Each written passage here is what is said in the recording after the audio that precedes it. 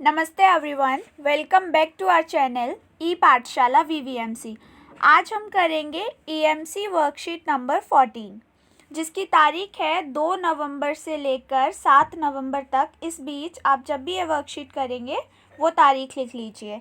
सबसे पहले इस वर्कशीट में अपना नाम, अपने क्लास टीचर का नाम, क्लास और डेट लिख लीजिए। और इस वर्कशीट का टॉपिक है डर के साथ और डर के पार, पार्ट नंबर 2। इसका part number 1 EMC worksheet number 13 हम ऑलरेडी कर चुके हैं। तो चलिए इस वर्कशीट को आगे करते हैं। पिछली ईएमसी वर्कशीट में हमने पढ़ा, डर के बारे में जाना, डर के बारे में पता किया। अब इस वर्कशीट में हम जानेंगे कि डर से डरने की बजाय हमें क्या करना चाहिए, मतलब डर से हिम्मत करके डर का सामना कैसे करना चाहिए। तो चलिए देखते हैं। सबसे पहले आपको क्या करना है, परिवार में किसी भी एक सदस्य की हेल्प लेनी है।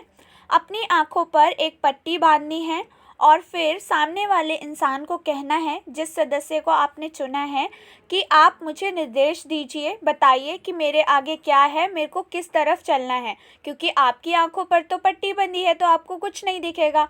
तो सामने वाले इंसान से कहिए कि मुझे निर्देश दीजिए। जैसे वो कहेगा धीरे धीरे चलो, या फिर कूदो, बीच में कुछ आ गया, या तेज चलो, रुको, पीछे चलो। इस वर्कशीट को 5 से 7 मिनट तक करना है। घर के बाहर भी की जा सकती है ये वर्कशीट, बस ध्यान रखें कि आपको चोट ना लगे। फिर इस गतिविधि को करने के बाद अपना एक्सपीरियंस शेयर करिए और निम्नलिखित प्रश्नों के उत्तर दीजिए। जैसे यहाँ पर पहला प्रश्न है कि आंखें बंद कर कर चलना आपको कैसा लगा। तो इसका उत्तर आप लिखें अपने अनुसार। चलिए देखते हैं मैंने क्या लिखा है। तो आंखें बंद करके चलने में काफ़ी डर लग रहा था, ये फर्स्ट पॉइंट लिख लीजिए। सेकंड प्रश्न है कि कब सबसे अधिक डर लगा और क्यों। फिर उसके बाद है डर से उबरने के लिए क्या किया। तो सेकंड प्रश्न का उत्तर है कई बार ऐसा लग रहा था कि कहीं मैं टकरा ना जाऊं, कहीं मैं गिर ना जाऊं, जिसके कारण सबसे अधिक डर लगा। थर्ड प्रश्न का उत्तर है डर से उबरने के लिए मैंने सामने खड़े व्यक्ति, यानी कि जो मैंने अपनी फैमिली में से जिस सदस्य को चुना था, उस पर विश्वास किया और उसके निर्देशों पर ध्यान दिया। चौथा प्रश्न है कि अगली बार यही गतिविधि करने से पहले आप अपने पिछले अनुभव का किस प्रकार प्रयोग करेंगे, यानी कि जो अभी आपको एक्सपीरियंस मिला, इससे कैसे हेल्प मिलेगी अगर आप यही एक्टिविटी दोबारा करते हैं। इसका उत्तर है अगली बार बिल्कुल यही गतिविधि करने से पहले यह ध्यान रखेंगे कि सामने वाले के निर्देशों पर ज़्यादा विश्वास होना चाहिए, यानी कि डर कर नहीं रहना कि हाँ अंधेरा है कहीं गिर जाए वगैरह। तो आपको सामने वाले सदस्य पर विश्वास करना है कि वो जो बता रहा है उस पर विश्वास करिए कि आगे कुछ नहीं है, आगे आप चल सकते हैं, धीरे चलें, तेज चलें, कूदें, या फिर जो भी निर्देश दे रहे हैं उसका पालन करें। फिर इस टेबल का अंतिम प्रश्न है कि अब अपने परिवार के किसी एक सदस्य को आप वैसे ही उसकी आंखों पर पट्टी बांध दीजिए और इस बार आप उसे निर्देश दीजिए। और फिर जो भी आपका अनुभव रहा और उस इंसान का अनुभव रहा, दोनों के अनुभव में क्या अंतर रहा। मतलब आपकी आंखों पर पिछली गतिविधि में पट्टी बांधी गई थी, इस बार आप निर्देश दे रहे हैं और सामने वाले व्यक्ति की आंखों पर पट्टी बांधी गई है। तो इन दोनों में आपको क्या अलग लगा वो लिखिए। इसका उत्तर है मैंने अपने बड़े भाई को वैसे ही निर्देश दिए जैसे पिछली गतिविधि में उसने मेरे को दिए थे। क्योंकि वह मुझसे बड़ा और ज़्यादा समझदार है, इसलिए उसको मुझसे कम डर लगा। उसने मुझ पर विश्वास कर मेरे दिए गए निर्देशों का आह्वान किया, यानी कि उसको पहले से ही पता था कि वो नहीं गिरेगा, उसे विश्वास था खुद पर, इसलिए उसे ज़्यादा डर नहीं लगा। और ऊपर से वो बड़ा और समझदार भी था, इसलिए उसने डर की बजाय मेरे दिए गए निर्देशों पर ज़्यादा भरोसा किया।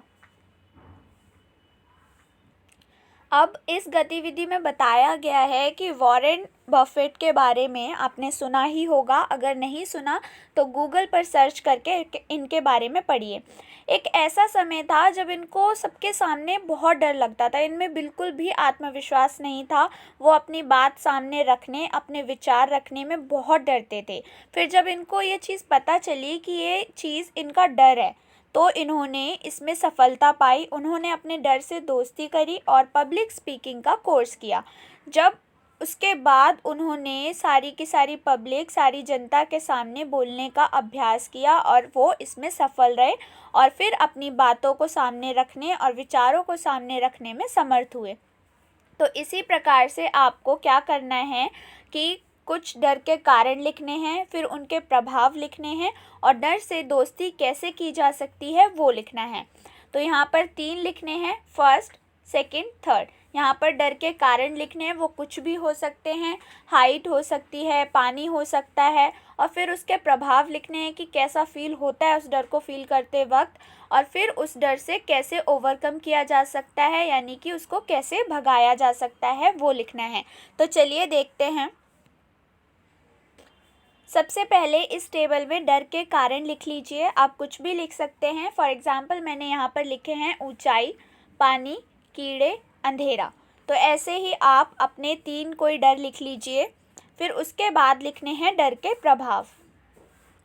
तो डर के क्या क्या प्रभाव हो सकते हैं, जैसे कि हमारे साथ बचपन में कोई भी घटना हुई होगी तो उससे प्रभावित होकर हमने किसी डर के बारे में सोचा होगा और वो डर हमारे अंदर बस गया होगा।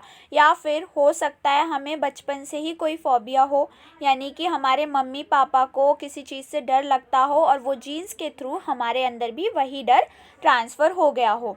और जैसे यहाँ पर लिखा है कि फोबिया माता पिता से भी लग जाता है या भय की बातें सुनकर भी किसी बच्चे में यह विकसित हो सकता है।